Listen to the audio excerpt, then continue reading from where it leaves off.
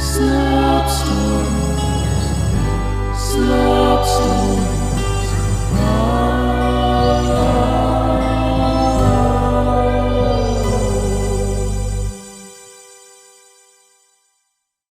Slop Stories presents Streamers by Kenzie Campbell. The bathroom light flickered on and off as Grumpus Crop sat on the lid of the toilet, struggling to clip his toenails for the 6th time today. "Stay still, you silly goose," he light-heartedly commanded one of the nails. He was just a big goofball, that Grumpus. Clipping his nails had become a very challenging thing for him ever since his dad had forced him as a child to soak his hands and feet in a homemade concoction of blended sweet potatoes and okra. "This is what you get for leaving water spots on the dishes," his dad had screamed. At the time, it seemed that Grumpus's dad was the only person in the history of humanity that knew that this kind of a punishment would do anything. Sweet potatoes were, and still are, the lowest quality make-up of atoms to exist on the planet, and okra is, if anything, insignificant and not even worth thinking about. But the consequences, as Grumpus and the rest of the world soon learned, were dire and permanent. After his hands and feet had soaked for 4 straight days, he finally pulled them from the mix, only to find that his nails had grown nearly 4 feet long, and though his father never revealed any of his knowledge about the soak, Grumpus was able to conclude after years of experience that the horrendous vegetables had caused the nails on his fingers and toes to grow up to an entire foot each day. He also realized that they began growing even longer as time went by, which is why he was presently sitting in his bathroom cutting his nails for the 6th time of the day.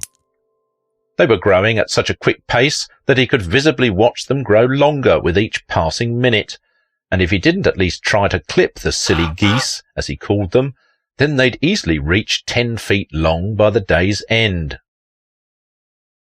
Paul Plym sat behind an enormous solid mahogany desk, mulling over possible ideas to resurrect his museum of infamous swine. Once a strong pillar in the community, the museum had fallen on hard times in recent years due to the emerging generations showing no interest in history, museums, or even swine for that matter. Paul leaned back in his burgundy leather chair and put his feet on the desk.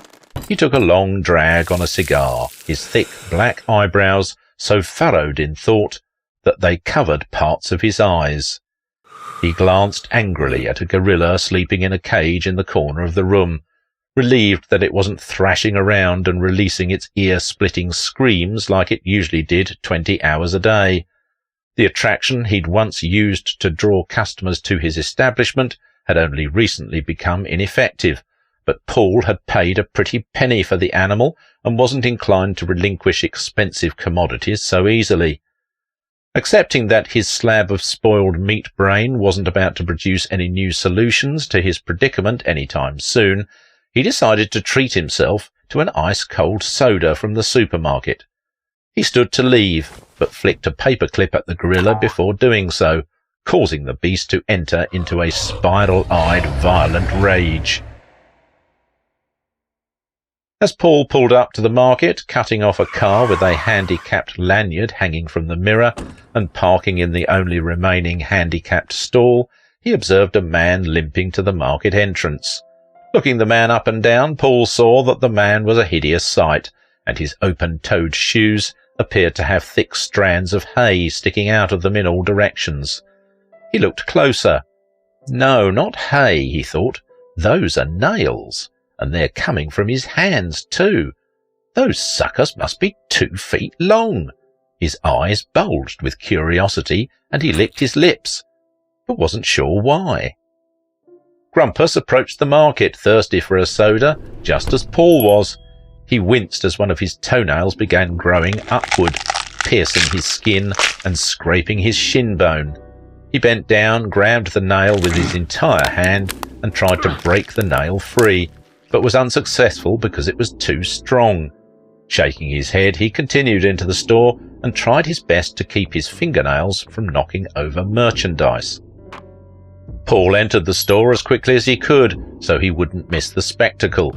He remained in the background so as not to draw attention to himself. He watched the man fill a cup at the soda fountain 4 times, then fumble each one once it was full. By the time the man gave up, his toenails were sticky and tinged with brown syrup. Grumpus turned away from the soda fountain, frustrated but still thirsty. He made for the glass front refrigerator and noticed a man in one of the aisles duck in an attempt to not be seen. Grumpus hesitantly grabbed a bottle of soda from the fridge and turned for the cashier. Paul, knowing he'd been spotted, jumped out of the aisle and into the man's path. "Hiya, friend. Boy, that was quite a struggle there." He indicated the soda fountain. "It sure was. Glad it wasn't all for nothing, though. At least someone got some entertainment from it," Grumpus replied goofily. "Give me a moment," Paul said, and hurriedly prepared himself a large soda from the fountain.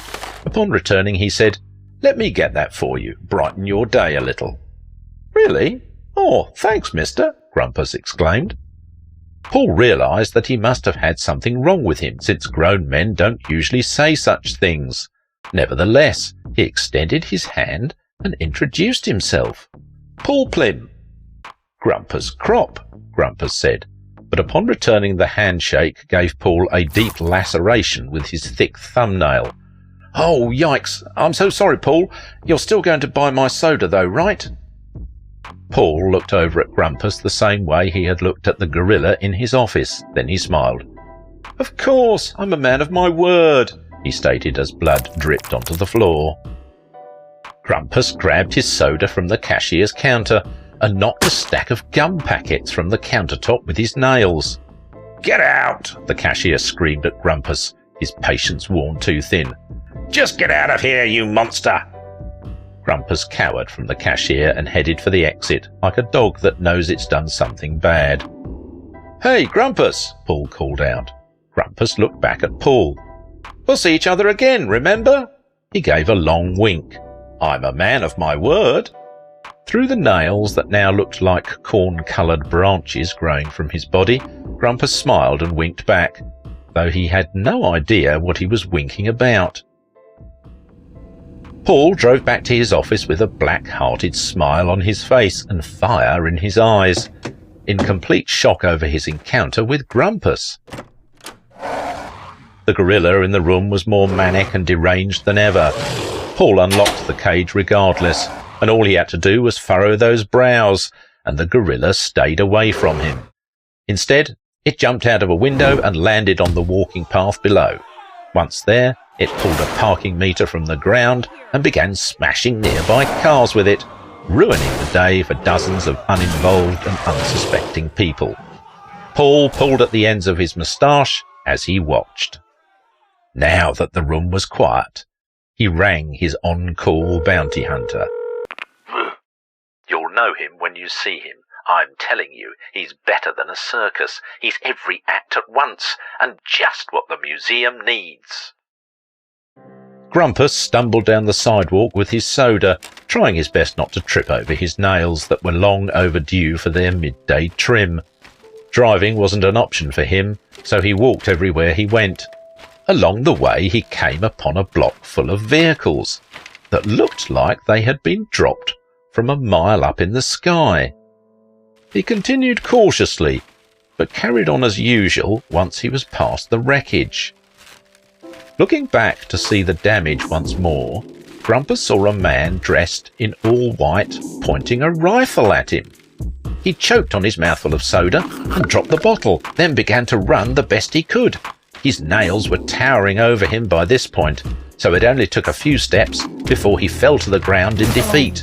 The man in white approached and stood over Grumpus, then shot him with a dozen tranquilizing darts. When Grumpus awoke, he was suspended in the air in what looked to be a public place just above a door. He was in a standing position and chained in such a way that he could only move his head. His hands and feet were facing downward, and 20 different strands of nails were dangling from his fingers and toes. Judging by the fact that most of these nails were beginning to drag on the ground below, he determined that he was hanging 15 to 20 feet in the air, which meant that his nails hadn't been clipped in well over a day. Almost there, a little more to the left, and there, Paul's familiar voice shouted as Grumpus came to an abrupt halt, like a piano being moved through the window of a high-rise apartment. Paul stepped back and squared the scene with his hands. Grumpus hung directly above the entrance to his museum of infamous swine, causing his nails to flow down over the entrance like a curtain of beads from the 60s. The new attraction was already turning heads, and a few people had entered the museum because of it. As customers passed through the nail streamers, the nails clacked together like hollow wooden chimes on a windy day. Paul fished around and pulled a long cigar from his suit jacket pocket. "Paul, you son of a bitch," he said through the corner of his mouth as the cigar began to catch. "You've really outdone yourself this time." He walked toward the museum entrance and looked up at Grumpus. Drops of liquid landed on Paul's cheek, tears streaming down from Grumpus's eyes. Paul blew a mouthful of smoke in Grumpus's direction, then praised him as he continued to the door. "Adding to the customer experience, I love that kind of improvisation." Grumpus listened to his nails chime as hundreds of people began flooding into the museum. His eyes burned from Paul's cigar smoke, but his heart burned even more.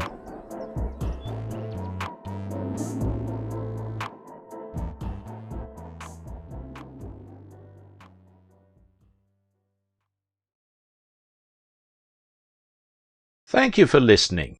I've been your hard-boiled narrator, Simon Hensby. And now for today's memoir of misery. No. And when the world awoke from its leap-year slumber, the country of Sweden didn't exist, nor had it ever.